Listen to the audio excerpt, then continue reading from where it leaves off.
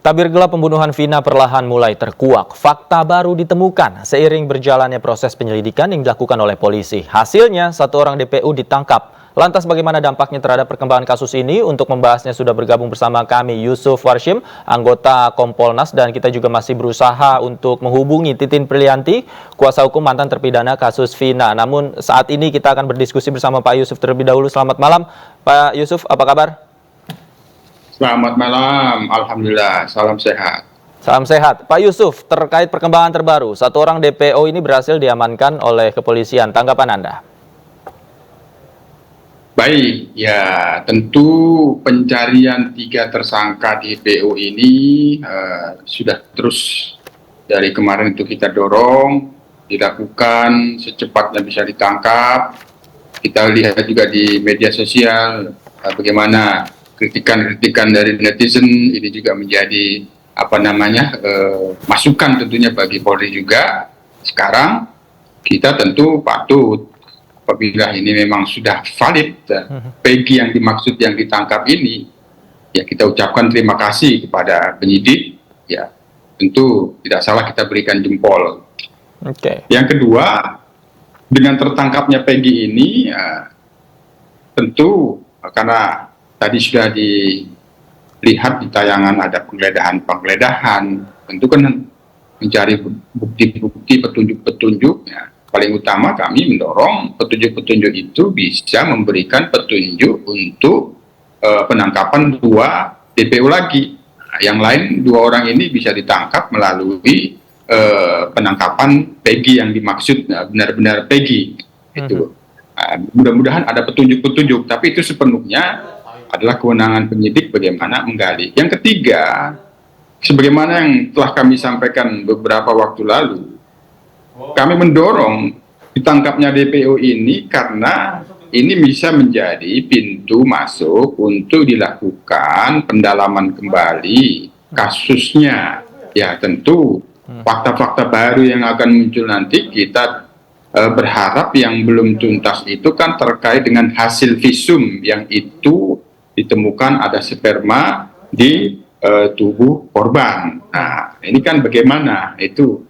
Karena yang dakwaan dan putusan pengadilan yang telah berkuat tetap itu kan kasusnya pembunuhan. Nah, kita berharap itu bisa mengungkap. Yang kedua, mengungkap intellectual data. Siapa? Nah, kita berharap ya tentu apa yang sudah dilakukan oleh penyidik yang paling utama itu sesuai dengan prosedur SOP. Nah, tidak lagi nanti dikatakan salah tangkap. Nah, itu Mas Bram. Oke. Artinya Anda mendukung ya pendalaman kembali terhadap kasus ini harus dilakukan, kemudian juga termasuk pembuktian dugaan salah tangkap, karena kemarin juga ramai ini ada pengakuan dari mantan terpidananya juga mengatakan bahwa ia adalah korban salah tangkap, Pak.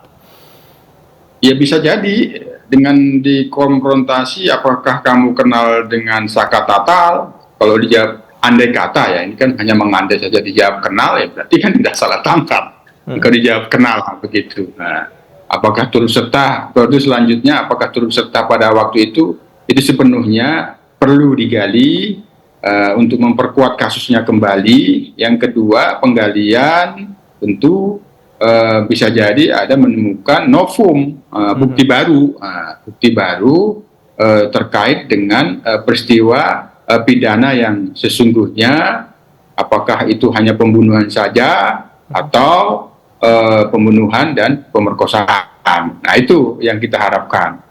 Oke, selain itu juga yang menjadi sorotan bahwa kasus ini kan menyasar kemana-mana, kemudian faktanya jadi bias. Ada dugaan bahwa polisi salah tangkap, kemudian ada dugaan juga intervensi BAP yang mengaburkan identitas 3 orang DPO yang buron kemarin. Nah, menurut Anda, yang mana yang bisa menjadi pintu masuk untuk melakukan penyelidikan kembali agar semuanya terungkap?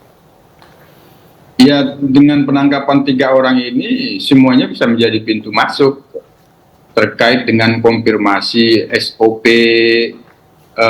yang disebut salah tangkap terhadap Tatal itu kan terkait dengan penggalian terhadap yang dimaksud pada waktu itu tersangkanya. yang disebut 11, 3-nya masih buron dengan tertangkapnya Peggy, dan kita berharap tertangkap semua yang 3 orang itu bisa memberikan petunjuk. Tapi terkait dengan apa yang dikatakan belakangan ini oleh terpidana yang sudah bebas saka tatal itu, dugaan terkait dengan unprosedural, ya. Nanti kita lihat, karena pada waktu itu ada juga pengaduan ke Propam. Apakah terkait itu sudah ditindaklanjuti? Kan juga pengaduannya ke Komnas HAM. Nah, nanti kita lihat seiring dengan pengaduan ke Propam dari pihak kuasa hukum Saka Tatal dan Sudirman, itu tindak lanjutnya di Propam terkait dengan prosedur, SOP, apakah ada atau tidak. Kami sendiri Kompolnas sudah meminta klarifikasi secara menyeluruh tentang posisi kasusnya pada waktu itu seperti apa, nanti kita lihat. Sudah diminta Pak ya klarifikasinya Pak ya secara resmi? Sudah. Ya, cuma kita kan paham, ini kan kasus sudah 8 tahun. Klarifikasinya kan untuk menjelaskannya, untuk diberikan kepada kita, tidak hanya melihat berkas mereka itu. Pasti akan konfirmasi kepada penyidik apabila penyidiknya sudah tidak ada lagi di situ. Apakah itu di Polresta Cirebon? Ya, kalau Polresta mungkin 1 masih ada gitu. Nah, itu memudahkan. Kan perlu nyambung ini. Ini tidak hanya melihat berkas, dijelaskan berkasnya itu seperti ini, kan tidak. Penyidik itu yang kemarin itu dikonfirmasi lagi, ini seperti apa pada waktu itu, posisi kasusnya, penanganannya dari Polresta ke Polda seperti apa, itu penjelasannya harus komprehensif dan dikonfirmasi ke penyidik-penyidik pada waktu itu.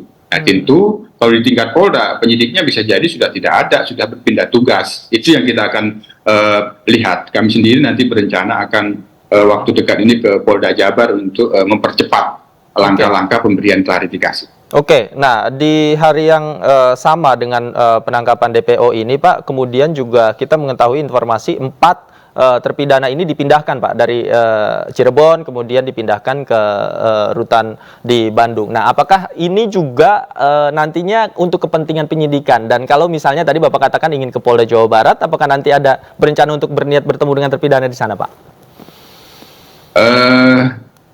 Yang dimaksud penyidik itu meminjam ke lapas, terpidana itu dipinjam, dibawa ke Polda untuk dimintain pendalaman kembali, dimintai keterangan kembali, dan paling utama sudah dilakukan penangkapan yang dimaksud Peggy ini, ya tentu perlu dikonfirmasi, diklarifikasi. Apakah Peggy ini yang mereka kenal, yang mereka maksud atau tidak kenal?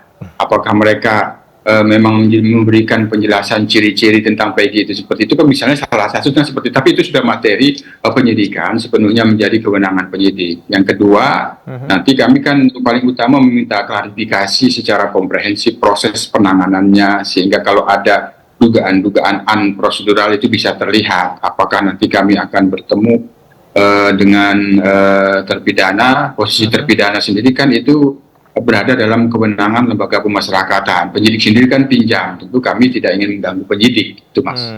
Oke, baik. Kita tunggu nanti Pak bagaimana prosesnya Kompolnas ke Polda Jawa Barat untuk mengetahui perkembangannya secara lebih detail lagi Pak Yusuf. Terima kasih banyak sudah bergabung bersama kami di News Sore. Selamat malam, sehat selalu Pak Yusuf. Terima kasih, salam sehat.